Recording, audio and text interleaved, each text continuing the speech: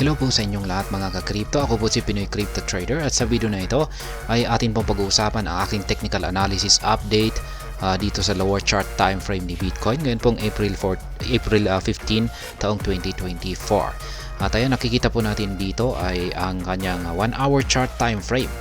At kanina ay meron po tayong analysis update kanina, technical analysis update po natin kanina na kung magkaroon po ng retest yan dito sa ating resistance line support line dito. Yan, ngayon nagsisilbi po itong isang support line ngayon 66,231. Kung pag nagkaroon po siya ng retest dito ay aakyat po siya. Ayan, kasi meron naman po tayong bullish momentum. Ngayon ay mapapansin po natin ang ating QQE mode indicator ay mukhang ito po ay parang pantay-pantay na, halos magkakapantay na yung mga sukat nito. Kaya ibig pong sabihin ay mukhang ubos na yung bullish momentum natin. Mukhang nanghina na. Kaya dahil dyan ay mapapansin po natin na meron po tayong nabuo rito na isang isa pong resistance dito. Ayan, resistance line. Isa po itong ayan. Gamitin na lang natin yung horizontal line natin dito.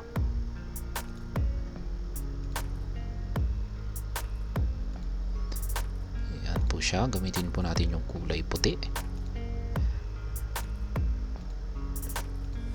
Ayan, meron tayong nabuo rito na isang resistance line.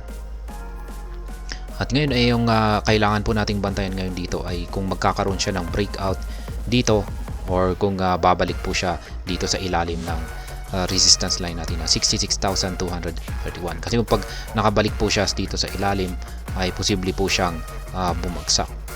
Patuloy po siya sa kanyang pagbagsak at posible po siyang umabot sa support line natin dito 64,602 po yan.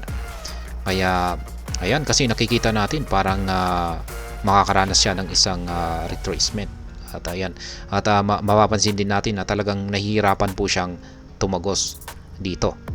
Ayan, or tumagos sa ating resistance line dito. Kaya mukhang nagkakaroon po siya ng struggle dito.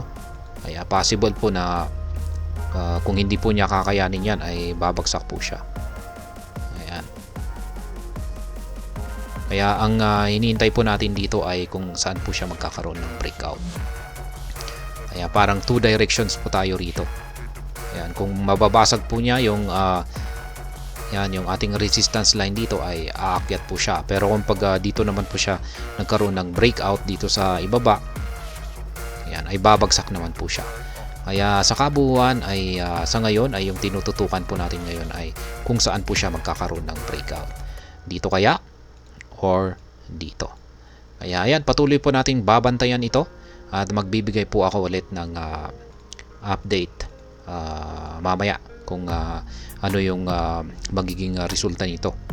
At hanggang dito na lamang po tayo sa video na ito mga ka-crypto. Sana po ay inyong nagustuhan ang aking paliwanag sa video na ito. Marami pong salamat sa panonood. Ingat po tayo lagi at God bless po sa ating lahat.